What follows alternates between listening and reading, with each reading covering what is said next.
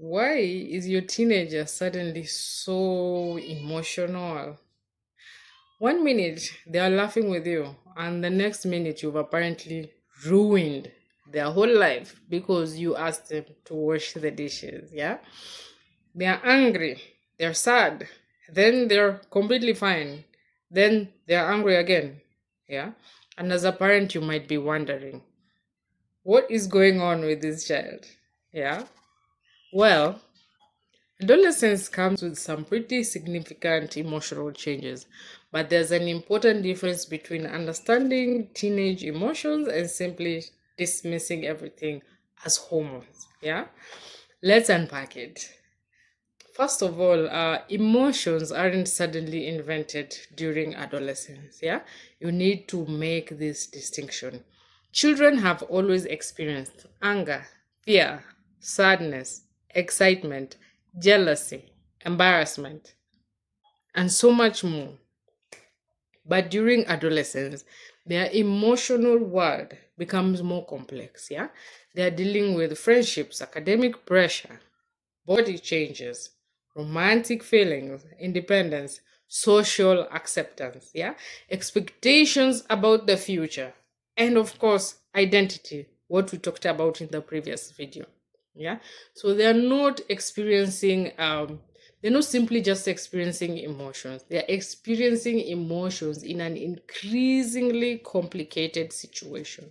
Yeah, imagine having all these new experiences happening at the same time while you're still trying to learn how to understand yourself. Yeah, so hormones are part of the story, but they're not the whole story. Puberty does involve hormonal changes, and hormones can influence mood and also emotion. But if we explain every teenage emotion as hormones, we actually miss what is happening. Yeah, because sometimes a teenager is not moody for no reason. Yeah, maybe their best friend excluded them, maybe someone embarrassed them in school, maybe they're struggling academically and they don't know how to bring it up. Yeah, they are worried about their appearance, maybe. Yeah, they're experiencing their first heartbreak. Yeah, they are anxious about the future, about the exams that are coming up, the finals, or worse, they are being bullied. So instead of saying you're just hormonal, yeah, try to understand or try to ask something like, you seem like there's something amiss. Yeah, something is bothering you. Tell me what's going on. Yeah, that opens the door for them to open up to you.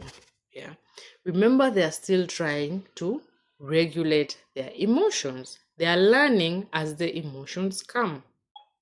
In the third video in this series, we actually talked about brain systems involved in emotional regulation and impulse control, still developing. Yeah, so we need to understand that instead of just dismissing the teenager as angry, yeah, we need to understand that they may not have a mature toolkit for managing it. Yeah, and this is what comes out as slamming the door. Yeah, you're not saying I'm embarrassed but I'll move on. Yeah, you're not telling your teenager that, oh, you'll be fine.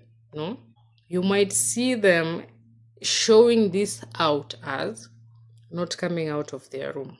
Yeah, they will probably not be sending a very dramatic paragraph at 1 a.m. They'll probably be doing it even later, 3 a.m. Yeah. What they are saying is, I am hurt, but what my friend said. Yeah.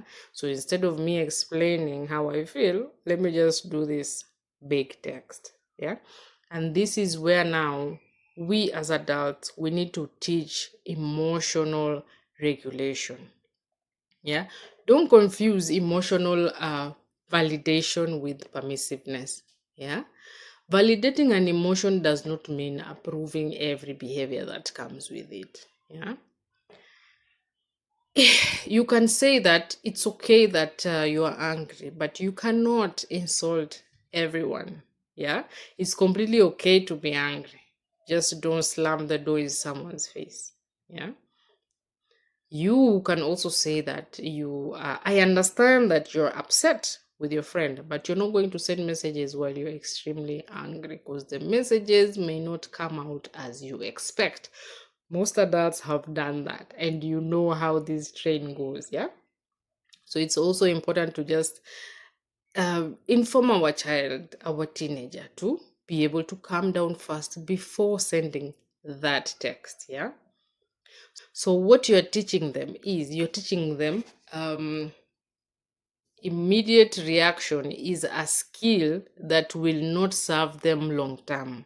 Yeah, they need to learn how to slow down before reacting.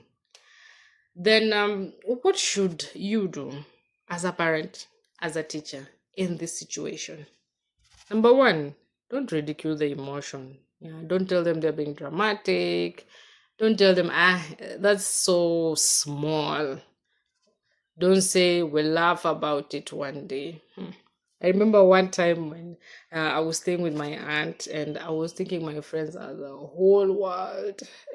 And my aunt said, "Huh, really? They're the whole world? We'll see where they'll be in 5 years' time." And I was so offended. What is she talking about?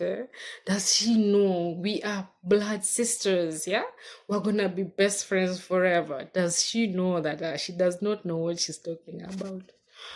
Oh, I really don't know where those friends are. But what I'm trying to say is the emotion that they are feeling is very, very real. Yeah. And another thing you can do for them is to help them name what they are feeling. Sometimes they don't know what they are experiencing, much like children. Yeah. You can ask questions like, are you angry? Are you embarrassed? Are you disappointed? Do you feel hurt? Yeah. So giving the emotion the name allows them to also understand themselves. Then also give them space, but don't disappear. Sometimes they genuinely need time alone. Yeah. So what you say is, I see that you need some space. I'll give you some time, but I'm here to talk when you're ready. Yeah. That communicates that I respect your independence, but you're not alone. Yeah. Should you ever need to talk, I'm here. Yeah. Then also you need to model the emotional regulation yourself. Yeah. You can't, also be flying off the handle, and then here you're busy telling your child, calm down, relax, it's nothing. You cannot do that. Children and adolescents learn emotional regulation also partly by observing the adults around them. Yeah.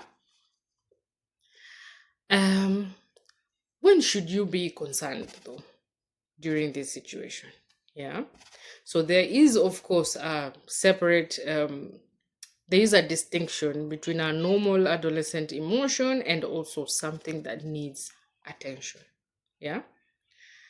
Not every mood swing is a mental health problem, but also we should not dismiss significant changes as teenage behavior. Yeah. You need to pay attention where there's persistent sadness or irritability. There's withdrawal from friends and activities. There's major, major changes in sleep or appetite. Yeah. Of course, then if there is significant decline in school functioning, you need to find out what is happening. Then also persistent hopelessness, extreme anxiety, major behavioral changes. Yeah. A lot of talk about self harm or not wanting to be alive. Yeah. So the question is not really that you're asking if they're emotional. Yeah, they are emotional, but it's more of, has something changed, and how long has that change lasted, and is it interfering with my child's everyday life? Yeah.